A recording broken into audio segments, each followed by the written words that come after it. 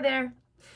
First, I wanted to focus on just my role as a social worker, as specifically an evaluator. And so the way that I saw that is doing my own work, working with families, which can include a variety of different types of families, all the way from, single parents to multiple sharing relationships, and, one kid versus five, you name it. Any type of situation is kind of what I have to be prepared for. And within each family dynamic, as well as anyone that you work with, you're going to find that there are different pathways to navigate in your work with them separately. And then, when you're doing family work, how it affects the dynamics of each individual connected and then as a unit. My role as a social work evaluator is really just observation. Taking the moment to sit back, reflect, and also just watch everything unfold in its natural environment.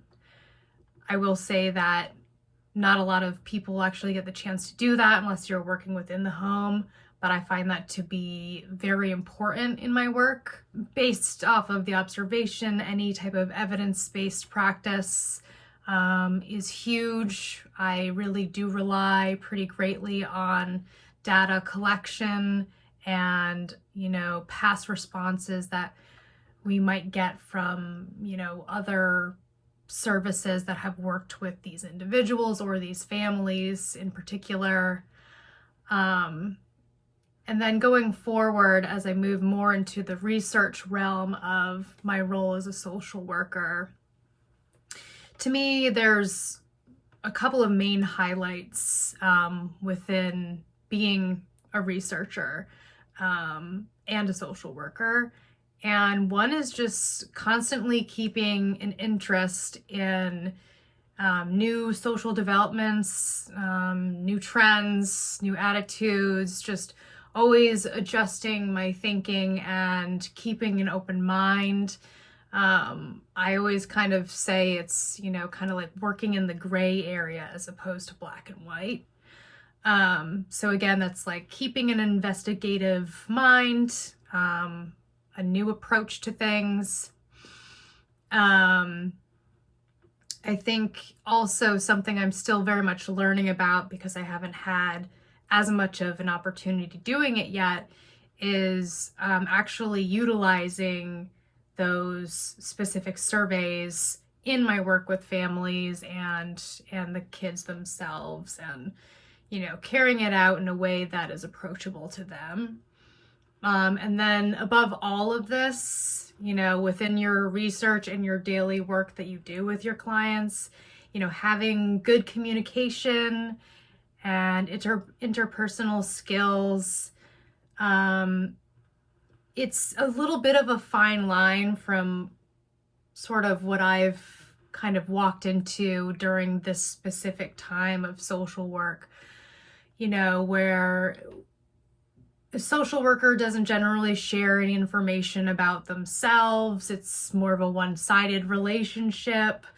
I have to say that I viewed that pretty negatively when I first kind of entered this world.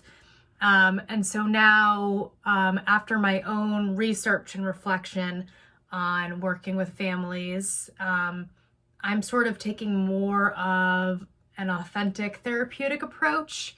And what that means is, depending on the individual that I'm working with,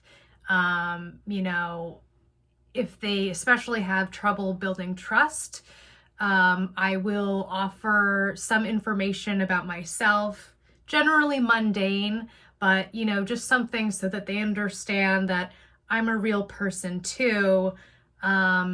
And I want them to feel comfortable relaying such delicate information to me. In some ways it's like, well, how can you expect a client to totally open up to you if you haven't done any, kind of like rapport building yourself, right? I do believe that the rapport building stage is extremely important. And so those are kind of the main viewpoints that I have in terms of, how research and evaluation plays a role within social work and continues to do so. These are things that will continue to be important throughout my work in social work, no matter where I am. So that's kind of my talk. It's my TED Talk. Thanks for joining. And I hope you all have a great rest of your semester.